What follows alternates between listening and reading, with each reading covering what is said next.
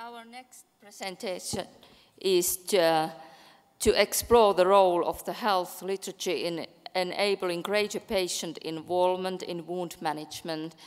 And Professor Patricia Price from University of Cardiff, you are warmly welcome. Thank you very much. Lovely to see so many still here. It's a rather big room.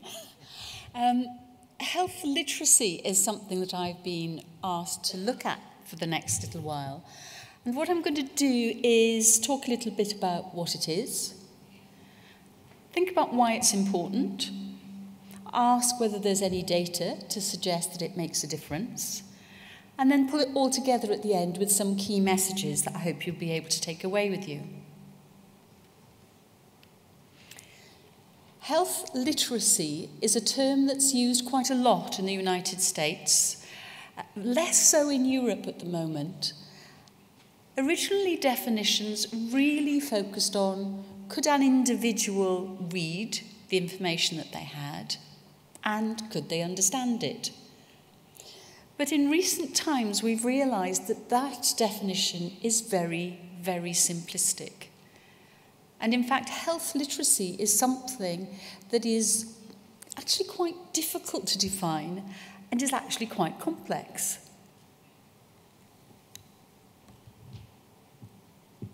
Doesn't want to go forward, sorry, hang on.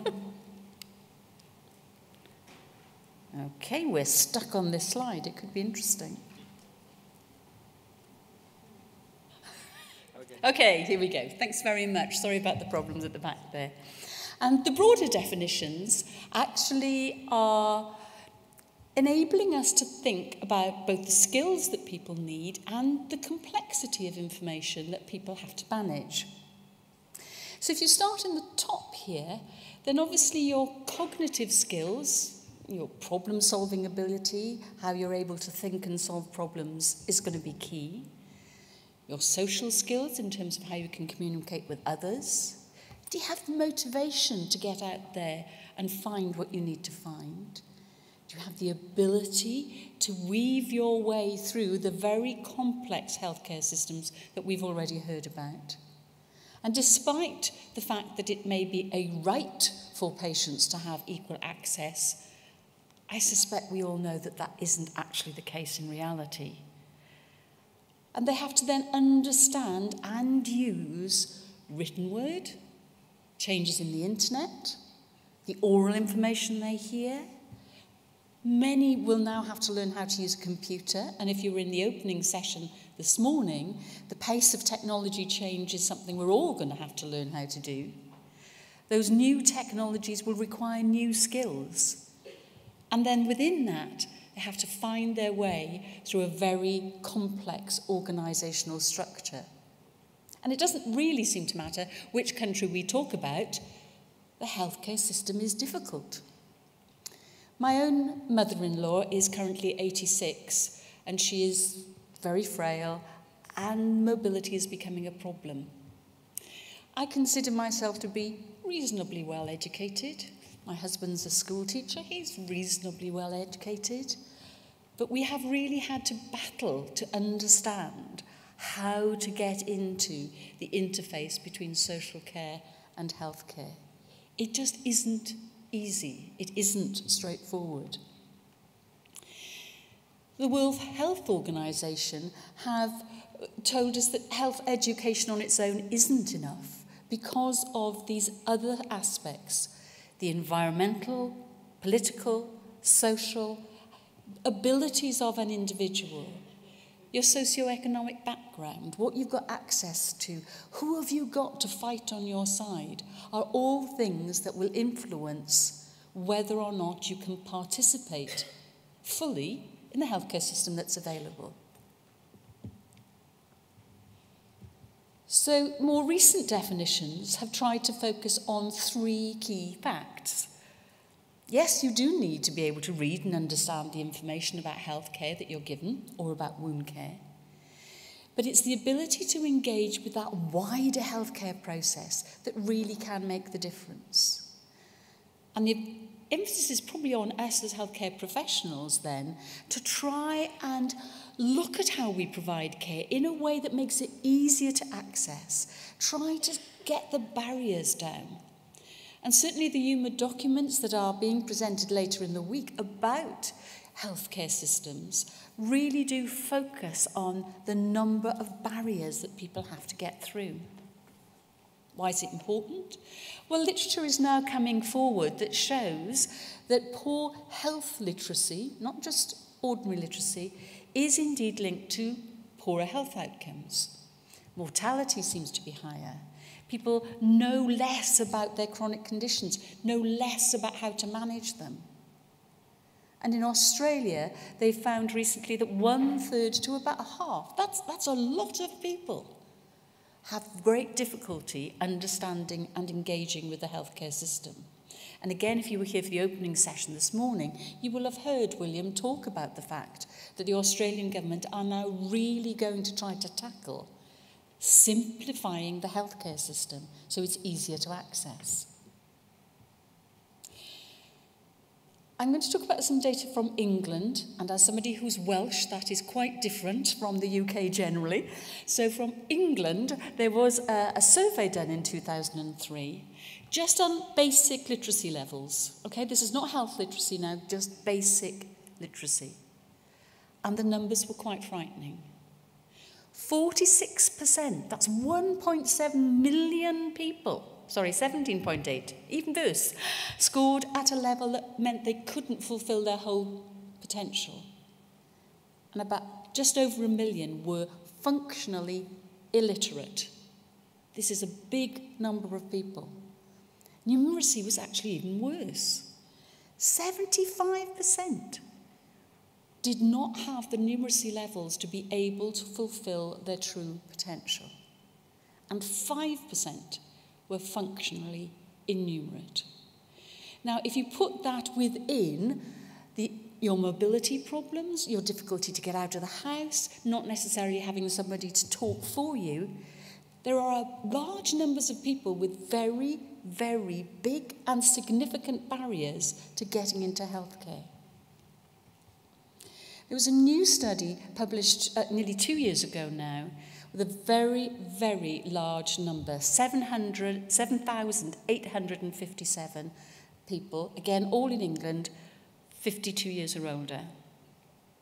Now, they looked this time at health literacy, and the starred line at the bottom is how they defined them. They gave them some information about taking aspirin and then asked some questions around their understanding of what they needed to do and how they could gain this medication.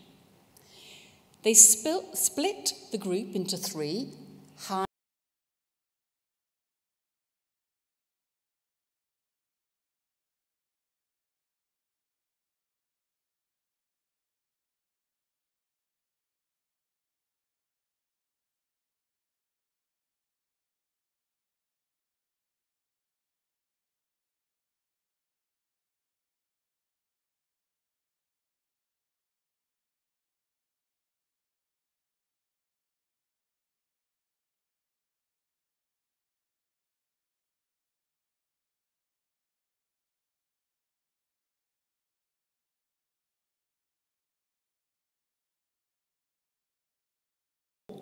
compared to those with high levels.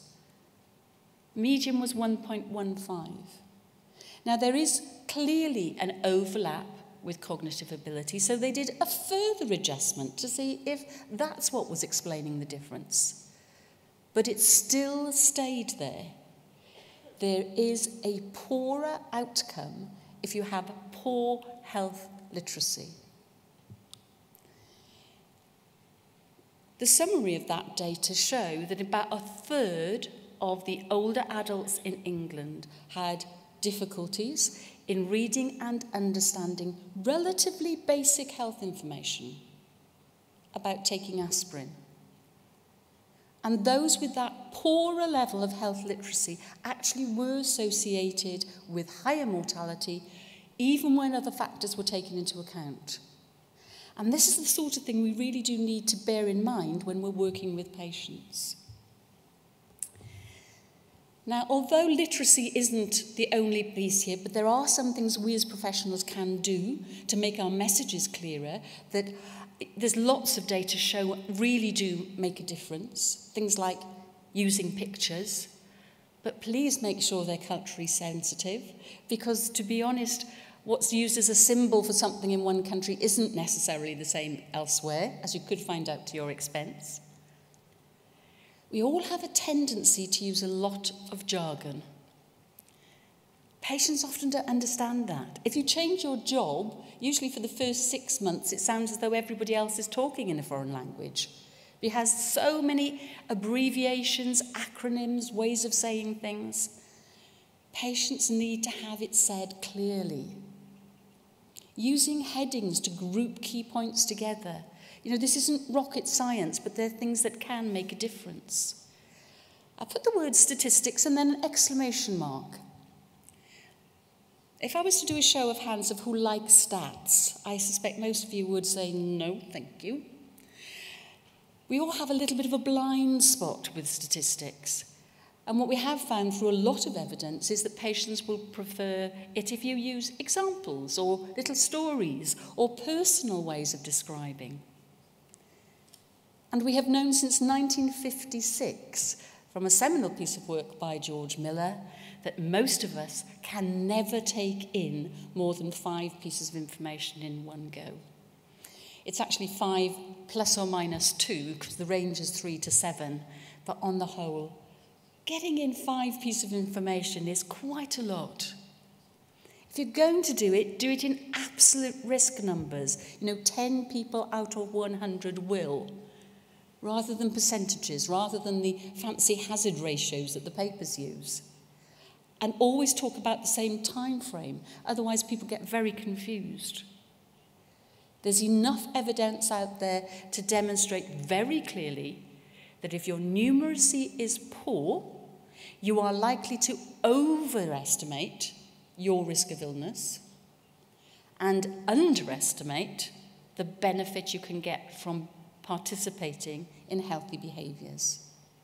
And there's a lovely website with loads of these ideas, really, really helpful tips.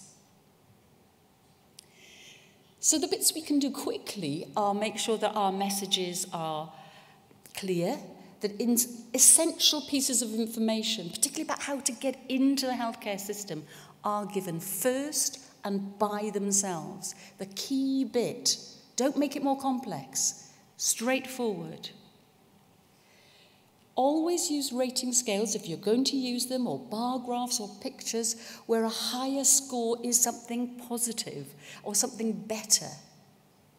So, for example, there's one quality of life scale where, with the pain rating, a lower score is good.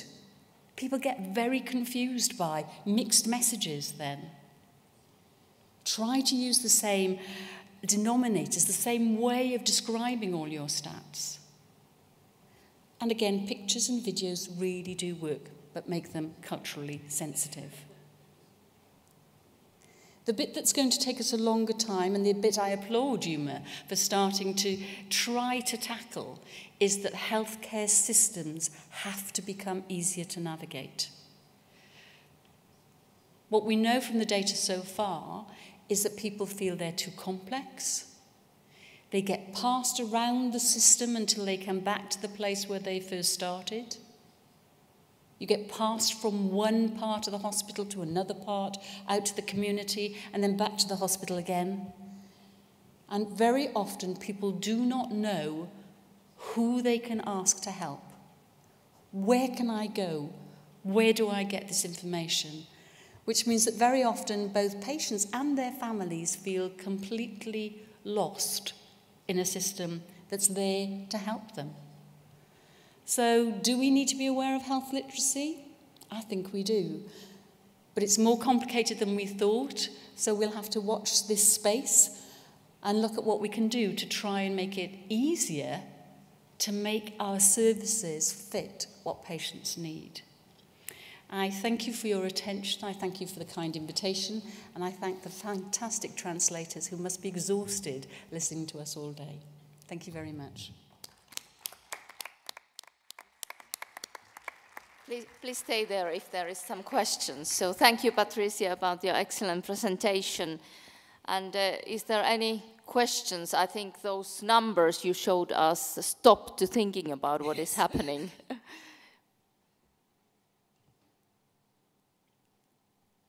If not any questions, as a president of the EWMA, I would like to get you some advice, because you have the long history in working in the EWMA, that how would you see that EWMA could facilitate the patients with the wounds to be active, to understand the health information which is available, because it seems to be the problem?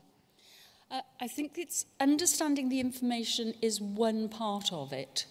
And there has been some very good work where health professionals ask patients to teach them back to make sure they fully understood.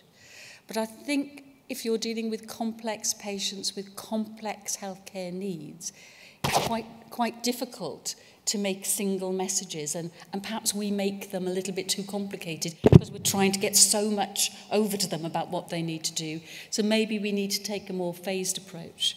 I think the work around home care is excellent because it's trying to at least give us a baseline understanding of where we are.